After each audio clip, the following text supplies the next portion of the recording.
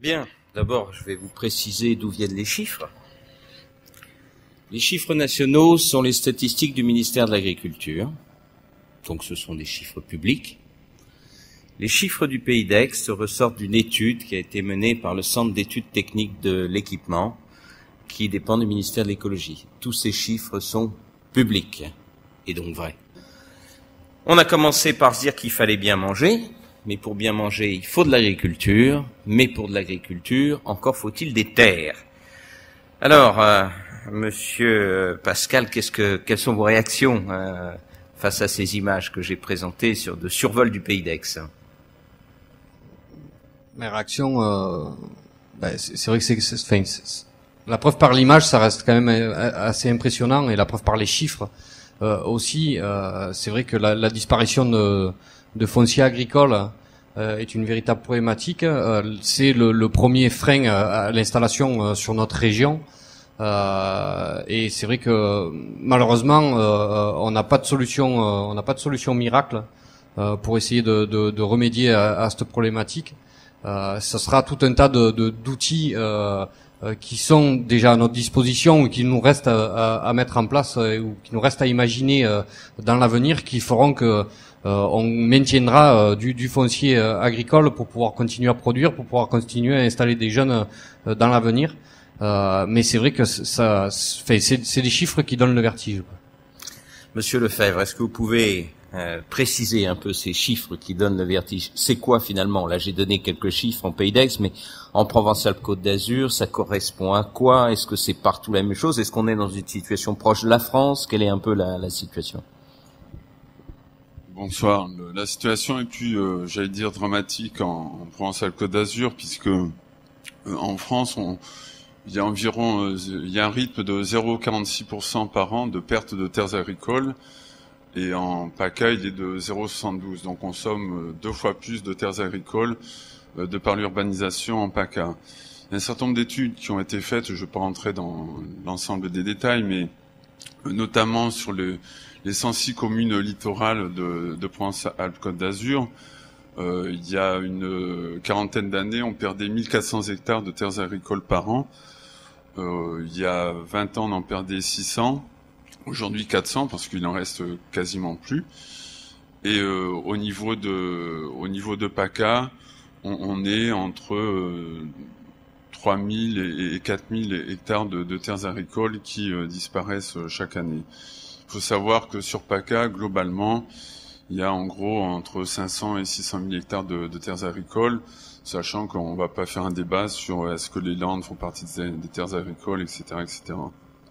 Tout ce qu'on peut dire, c'est que il y a quand même une prise de conscience, vous me direz elle est tardive, mais des collectivités, parce que comme le disait Olivier Pascal tout à l'heure, il y a des outils qui existent, mais en matière de terres agricoles et de préservation des terres agricoles, il y a un maître mot, c'est la volonté politique. C'est-à-dire jusqu'à très très peu de temps, il y a une dizaine d'années, la terre agricole était essentiellement considérée comme une réserve foncière. Et là, c'est vrai, Monsieur Priolet l'a dit tout à l'heure, quand on voit les crises que traversent certaines filières, quand on voit les retraites agricoles, la tendance au déclassement facile, à la pression sur les collectivités, était là aussi. C'est-à-dire que ce problème-là existe, mais comme le disent un certain nombre de représentants de la profession agricole, vouloir résoudre le problème de l'agriculture et de l'économie agricole par le déclassement des terres, c'est le début de la fin. Parce que si on commence à déclasser des terres, si on commence à miter le territoire, demain on ne pourra plus parler d'agriculture, puisque la terre est une denrée rare, et on devrait, à mon sens, considérer la terre comme on considère l'eau, c'est-à-dire quelque chose comme un patrimoine qu'il faut absolument préserver. Donc, comme je disais à l'instant, il y a des tas de moyens de préserver la terre agricole, et on voit aujourd'hui un retournement, c'est-à-dire que il y a quelques années, et quand je sais plus quel intervenant disait c'est vous qui avez la solution, je pense qu'il y a une partie de vrai. Parce qu'il y a quelques années, les maires subissaient des pressions des propriétaires fonciers pour déclasser les terrains. Maintenant, les maires subissent des pressions pour maintenir les terres agricoles, pas simplement pour les paysages, mais comme l'ont dit certains d'entre vous, pour la qualité de la consommation des produits. C'est-à-dire que maintenant, la demande sociale, elle est de produits de qualité. Et pour produire de qualité, il n'y a rien de mieux que la proximité et d'avoir ce contact avec les agriculteurs. Et quel est le rôle justement de la société d'aménagement foncier que vous animez? La SAFER a un rôle, c'est vrai, on va dire quasi exorbitant, mais qui est un rôle extraordinaire, puisque les gens qui ont créé les SAFER dans les années 60, c'était d'abord les jeunes agriculteurs. Il y avait deux vocations premières des SAFER. C'était d'une part de maintenir la destination agricole des terres en essayant de privilégier l'installation des jeunes agriculteurs ou le confortement des petites et moyennes exploitations. Et ensuite, il y avait la régulation des prix du foncier. Alors, je suis prêt à entendre beaucoup de choses, puisque la SAFER, elle est souvent décriée, mais je vais parler de choses concrètes et de notre quotidien. En 2009, et ça correspond à ce que pressentaient les uns les autres, il y a eu une centaine d'installations de part des rétrocessions de la SAFER, et sur ces 100 installations, pour la première fois dans l'histoire de la SAFER, il y en a plus de 60% qui émanent de hors cadres familiaux, c'est-à-dire ce sont des fils de non-agriculteurs qui ont réussi à s'installer. Et quand on regarde ces installations, il y en a en gros 25% qui représentent des agriculteurs bio, après une quinzaine de pourcents qui sont en circuit court, et ensuite on a les filières plus classiques. Tout ça pour dire que malgré tout ce qu'on peut entendre, et c'est vrai qu'il y a des crises qui traversent des filières qui traversent des crises importantes, malgré tout ce qu'on peut entendre, la volonté d'installation et la demande d'installation est forte. Et c'est vrai que les agriculteurs aujourd'hui qui s'installent plutôt en circuit court et sur des productions, on va dire, bio. Je ne vais pas employer le terme raisonné parce que je vais me faire... Mais bon, toujours est-il, où ça répond à une demande de circuit court. Et j'étais à un colloque avec les maires ruraux des Alpes-Maritimes il y a une quinzaine de jours, et j'ai été étonné de voir le président des jeunes agriculteurs, qui venait d'être élu l'après-midi, le président de la FDSEA, et les deux membres du bureau de la Chambre qui travaillaient tous en circuit court et avec des volumes conséquents. Et c'est vrai que ça ne résoudra pas tout, mais on est quand même dans une région où il y a des bassins de vie énormes et conséquents avec malgré tout un certain pouvoir d'achat, et il y a une place pour cette agriculture. Donc aujourd'hui, pour installer ces agriculteurs, il faut du foncier. Contrairement à ce que j'ai pu entendre ici ou là, le prix du foncier n'est pas excessif en région PACA. Il y a des zones... Ça veut dire c'est pas excessif. Non, on est dans quel ordre de prix là? On est dans des grandes diversités, puisque on est aux portes de Marseille, à Aubagne, on est entre 6 et 8 euros le mètre carré. Quand on est aux portes d'Aix, et c'est vrai que on est plutôt entre 1,50 € et 2 € le mètre carré. Quand on est dans le Val de Durance, malgré ITER, etc., peut-être parce qu'il y a des actions qui ont été mises en place conjointement avec l'EPF, mais toujours est-il qu'on est sur des prix de foncier entre 80 centimes d'euros le mètre et 1,50 € le mètre. Quand on est dans le 0,4 ou le 0,5, on est aux alentours de 0,80, 1 € le mètre carré. Donc, est-ce que je peux vous rappeler que, par exemple, le prix de la terre constructible sur le pays d'Aix, quand elle est constructible, oscille entre 400 et 600 € le mètre carré. Donc on comprend bien, quand même, une sacrée tentation. J'ai rarement vu une rentabilité de ce niveau. Si j'ai une terre agricole à 6 € le mètre carré, si je la vends à 600, bon sang que ça doit être intéressant d'obtenir que ce soit classé en zone constructible. Il y a quand même un enjeu, quoi. Ça, c'est une véritable difficulté, mais je crois qu'on est en train de réfléchir avec un certain nombre d'organisations professionnelles sur une péréquation par exemple, pour faire court, si on a une zone agricole de 500 hectares, de par exemple nous s'affaire acheter 2-3 hectares et de redistribuer des droits à construire pour les propriétaires des 500 hectares. Mais je crois que là encore, il y a des choses à innover.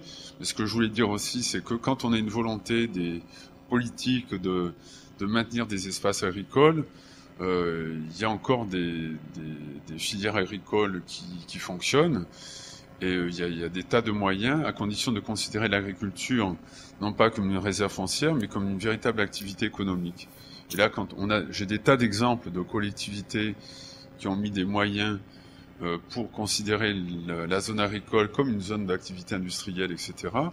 Et là, on peut obtenir des résultats intéressants, parce qu'il n'y a pas de raison que la collectivité finance des viabilisations de zones d'activité et ne finance pas des viabilisations, qui peut être de l'irrigation, des choses de ce style, de zones agricoles. Donc voilà, donc vous abordez une question que je voulais aborder et qu'on va la traiter avec votre voisin. Finalement, la terre, vous le disiez, a longtemps été une réserve pour l'aménagement.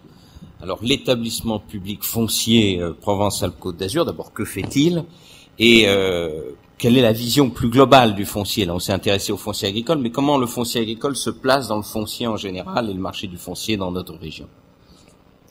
Je répondrai peut-être après sur l'établissement foncier et à quoi il peut servir.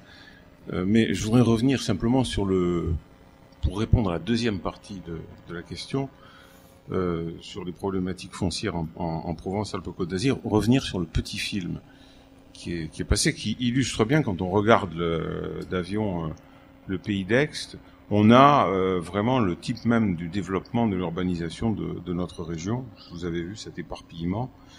Et je crois que c'est pas encore le pire, ce qui a été montré là. Parmi les études qui ont été faites récemment, on a calculé la surface consommée depuis une vingtaine d'années sous la forme du mitage, la forme ultime du mitage et de la dispersion, qui est la construction, vous savez, de maisons individuelles sur des parcelles qui vont de 3 000 à 10 000, voire 15 000 mètres carrés, et qui sont construites en zone naturelle. On avait inventé un concept, il a disparu aujourd'hui, de concept de zone naturelle urbanisable, les fameuses zones NB. Elles sont naturelles et urbanisables, c'est-à-dire qu'on peut y construire des maisons avec un assainissement individuel, avec des voiries d'accès qui sont tout juste stabilisées, et faisant 2,50 m ou 3 mètres de large. Vous avez évidemment l'alimentation en eau potable et puis l'électricité, et puis pour le reste, c'est tout. Donc c'est la forme d'aménagement et de développement qui coûte rien à la collectivité. Enfin, qui coûte rien tout de suite. Après, les choses se compliquent. Mais tout de suite, ça coûte rien. Et cette forme d'urbanisation a consommé en 25 ans 100 000 hectares. Vous entendez bien, 100 000 hectares. 10 fois la surface de Paris. Alors, pourquoi? En fait, tous les mécanismes aujourd'hui poussent à la dispersion urbaine. Les documents d'urbanisme sont trop lâches, trop fluctuants, instables, ce qui fait que quand on est propriétaire d'un terrain agricole au voisinage d'une zone qui s'urbanise, on se dit dans quelques années elle va devenir urbanisable et donc j'attends. En fait, j'ai même intérêt à entretenir de la friche pour être sûr que toutes les volontés iront finalement, toutes les décisions iront finalement à ce que ces terrains soient classés en zone urbanisable. Deuxièmement, la région PACA est une région qui a une croissance démographique importante, parmi les plus importantes de France. 1% de croissance démographique annuelle, alors que la moyenne française est de 0,7. Et face à cette croissance démographique, on construit, bon an, mal an, 25 à 27 000 logements par an, alors qu'il faudra en construire 40 000. Et ce que l'on construit, on construit pas de manière là où il faudrait. Dans les grandes villes, on construit à peu près la moitié de ce qu'il faudrait. Donc les gens, quand vous ajoutez la propension peut-être à rechercher de l'espace vert et de l'air en dehors de la grande ville, plus le fait que dans la grande ville on trouve difficilement à se loger, on va ailleurs. On va dans les espaces qui sont entre les villes et on consomme comme ça par un mitage de grands secteurs autour des grandes agglomérations. Marseille et Aix consomment aujourd'hui beaucoup d'hectares par les gens qui y travaillent, parce qu'ils vont se loger dans la basse vallée de la Durance, parce qu'ils vont se loger, je l'entendais tout à l'heure, dans les environs du parc des Alpilles, parce qu'ils vont se loger dans les secteurs de Brignoles. Et puis c'est pareil de l'autre côté, d'ailleurs, dans les Alpes-Maritimes, où pour se loger dans les Alpes-Maritimes aujourd'hui, si on gagne pas si on n'a pas des revenus de cadre supérieur, on a du mal à se loger. Il faut aller pratiquement dans l'arrière-pays, varois, vers Draguignan. Un logement dans les Alpes-Maritimes, c'est 5 à 6 000 euros le mètre carré, logement neuf aujourd'hui. Et seuls 10 à 15% de la population peuvent se payer ce type de logement neuf. Donc le coût du foncier, le coût de l'immobilier fait que on va aussi essayer de trouver des logements plus loin parce que ça coûte moins cher. Alors justement, comment réagir et qu'est-ce que votre organisme fait? Alors, d'abord, je reviens sur la volonté. Je suis moins optimiste que Max Lefebvre sur la volonté de nos collectivités locales à vouloir maîtriser ce phénomène-là, parce que ça demande quand même pas mal de courage politique que de vouloir recentrer l'urbanisation en périphérie des villes, en périphérie immédiate des villes, ou sur la ville elle-même, en allant densifier les banlieues ou les centres-villes, parce que ceux qui y habitent déjà, ils n'ont pas envie de voir leur voisinage immédiat, surtout quand on est en milieu pavillonnaire, se peupler de collectifs et de formes urbaines denses. Le dernier arrivé dans ces zones-là souhaite surtout être vraiment le dernier, quoi. Donc il faut avoir conscience de ça, qui est aussi notre comportement en général. Dans la salle, combien d'entre vous, quelle est la proportion des gens qui habitent en maison individuelle et en immeuble collectif, et parmi ceux qui habitent en maison individuelle, combien sont ceux qui accepteraient de voir quelques collectifs autour de chez eux? Donc, volonté politique très forte pour arriver à rendre plus compact notre développement urbain, à le rendre plus économe finalement d'espace, plus économe d'énergie aussi, de transport, enfin tout ça qu'on voit bien. C'est très difficile. Alors, dans tout ça, les règles d'urbanisme sont importantes, mais elles ne sont pas suffisantes. Pourquoi elles ne sont pas suffisantes? Parce que lorsque on déclare des terrains constructibles avec une certaine densité, etc., encore faut-il que les propriétaires veulent vendre. Or, vous connaissez la règle qui veut que plus on attend, plus le foncier se monte, le coût augmente. Et donc on a intérêt à attendre, et donc les terrains ne se libèrent pas. Pour arriver à les libérer, il faut acheter du foncier, il faut que les collectivités locales achètent du foncier. Et donc développent ce qu'on appelle des politiques foncières publiques, là où elles veulent faire des opérations d'aménagement avec une certaine densité, et là où les propriétaires fonciers ne veulent pas vendre. Donc c'est une action, en général, coercitive, difficile à mener. Eh ben on sert à ça. Voilà.